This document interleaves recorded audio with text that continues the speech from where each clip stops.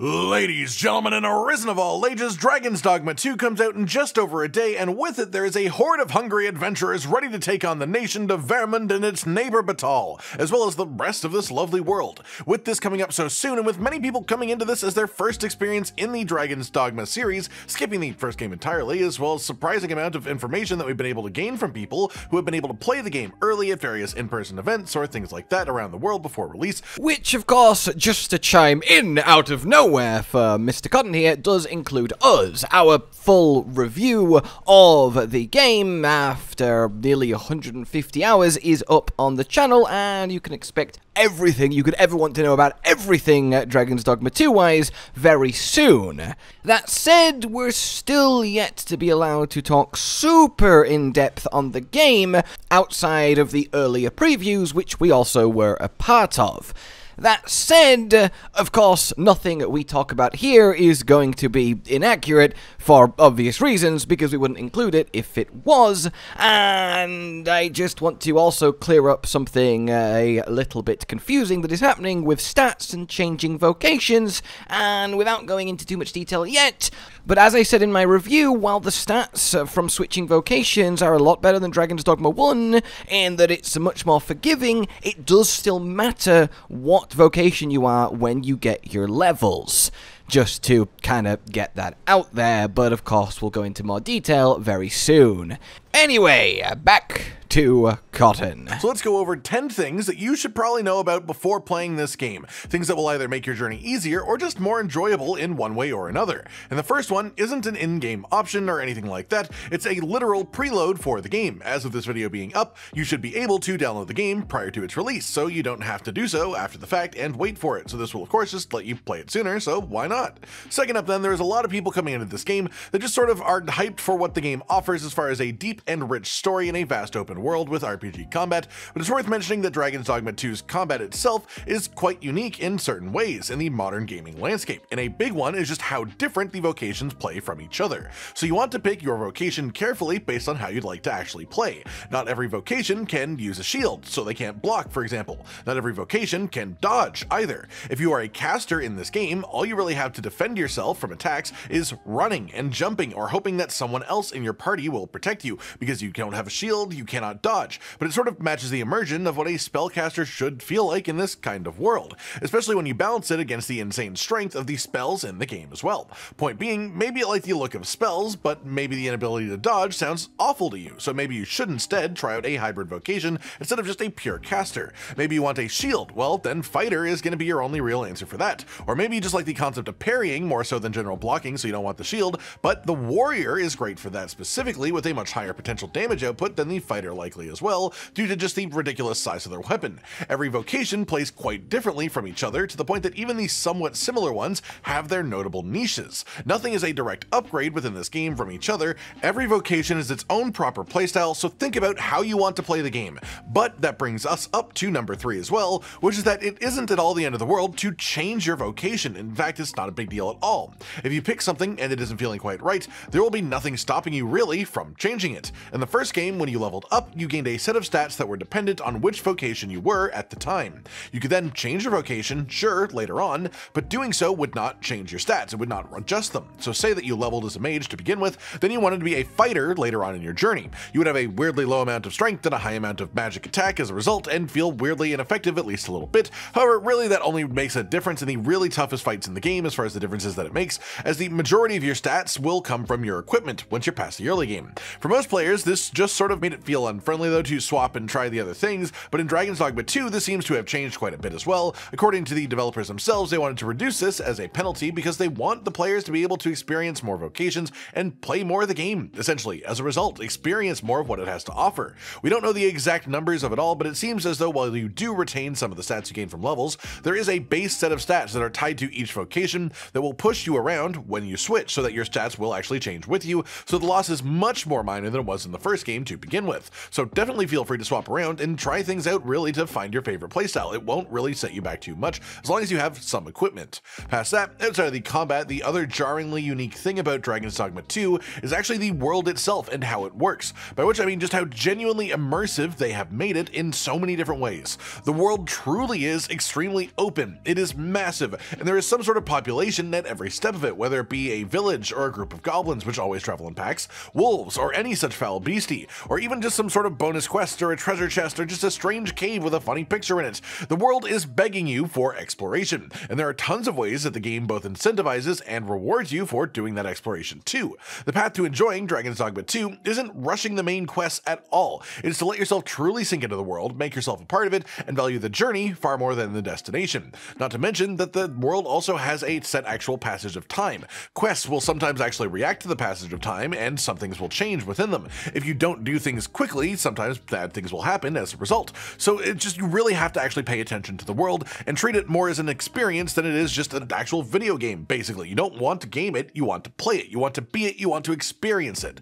Past that, we have your pawns. In most RPGs, you are sort of the solo star of the show, the most important character, and even in ones where you can have a follower or a party of followers, as long as you yourself are playing the main character, you are still the only one who really matters, usually, and your followers are usually just sort of there for a flavor effect. In Dragons Dogma 2, you will have pawns. These pawns are NPCs that do act as followers, and you can have up to 3 of them with you at a time, including the main pawn, which is the one that you will create, who will always be by your side, the one that you have full control over. The thing is, unlike in most games with followers, the pawns literally follow the exact progression paths of the player and can learn the vast majority of the same things, aside from a couple of vocation that are player specific. Wear the same equipment though as players, and as a result, each pawn has the potential to be just about as powerful as the player themselves if you treat them properly. So while upgrading yourself and your gear is important, you should definitely make sure that you upgrade your main pawn as well, and you should always search for worthy followers in the Rift for your other 2 slots rather than just taking the first 2 that you see. Treat the pawn system with respect and you will find the game rewards you for doing so. And the main way that it does it is by reducing the difficulty, because the next thing that I want to talk about and stress for people who didn't play the first game,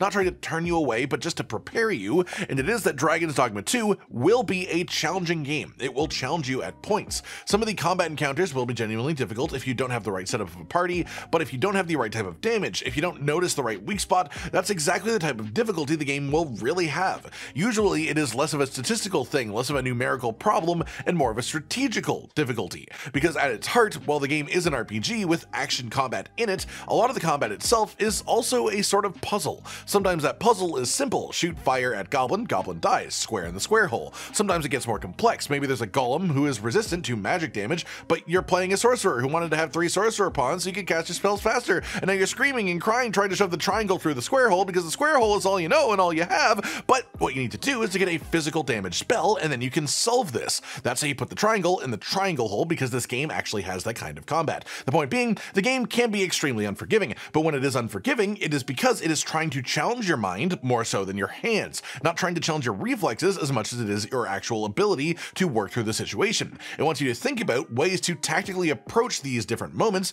in different ways. Once again, a puzzle, and that is a truly special part of this game. On that note, a lot of people who have had their hands on the game early have pointed out a unique feature of the game that will be very important to learn and realize as early as possible, is that if you hit 0 health, you don't die immediately. You have a sort of Shakespearean actor death animation that plays out where you fall to the ground, then the screen goes black, but during that entire animation, you can actually use healing to bring your health back above 0. And if you do so, the animation will still play out, but then when you hit the floor, instead of the screen turning to black, you'll just stand back up afterwards anyways. So you essentially only get stunned instead of getting fully killed as long as you have healing supplies on you and you react quickly enough to your own health number, and again, you have a few seconds to do so. Past that, I have a sort of speculative recommendation. There's no real confirmation of anything to lead me to believe this is going to be a fact, but given the absolute depth of the game as an RPG, the immersiveness it is trying to reach, the actual story that is trying to craft, the conflict between the nation of mostly humans and the nation of mostly beastren, with the player being able to choose to play as either one of these races, I think it would be wise to consider that choice more than just on a visual or aesthetic level. Consider the way that the world is laid out to be, the importance placed on the differences in the trailer, because maybe your choice of race could have a much larger effect on your experience, coming up on various quests or even affecting the main story itself at points. It's something I could definitely see the game being capable of doing, and so I think it's something that's worth considering when you're creating your character. Number 9 then is a much simpler recommendation: rest frequently. There are inns in every town or village, or if you have a camping kit, then you can rest at any campfire that you come across in the wilderness of the world.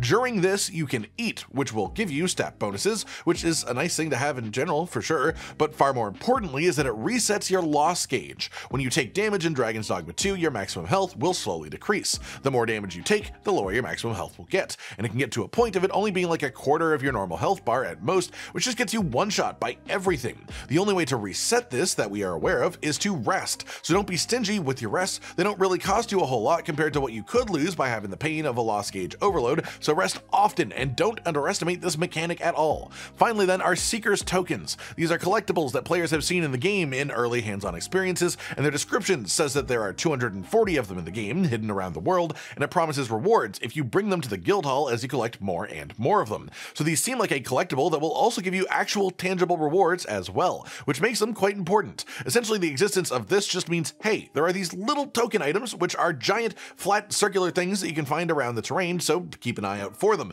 Check around any suspicious-looking areas, look around corners, scour cities, and they could give you something in return for this. In fact, a cool part of this is going to double up a bit. There's a cool thing that you can do that may not be obvious on first glance, which is that one of the things that you unlock with vocation ranks are augments, which are passive bonuses. Unlike the active parts of the vocations, you can actually use these across different vocations if you change, as long as you have unlocked them to begin with. And we have a confirmed trickster augment in the game that players have seen that will make these seeker tokens both glow and make noises when you are near them. So this may be something worth seeking out directly if the rewards are juicy enough. But it's enough just for now to say to just be aware that these exist and keep an eye out for them. And that just about does it for now, everyone. This is 10 things that you should know before playing Dragons Dogma 2, all from the various spots of information that we've had come out and the various footage that has been put out in the game so far. Hopefully at least a few of the items on this list will help you out in your preparation for the journey into this lovely world, and hopefully you enjoyed your time here too. Like if you liked the video, subscribe to the notification bell for more, and most importantly, ladies and gentlemen, until next time, stay sweet.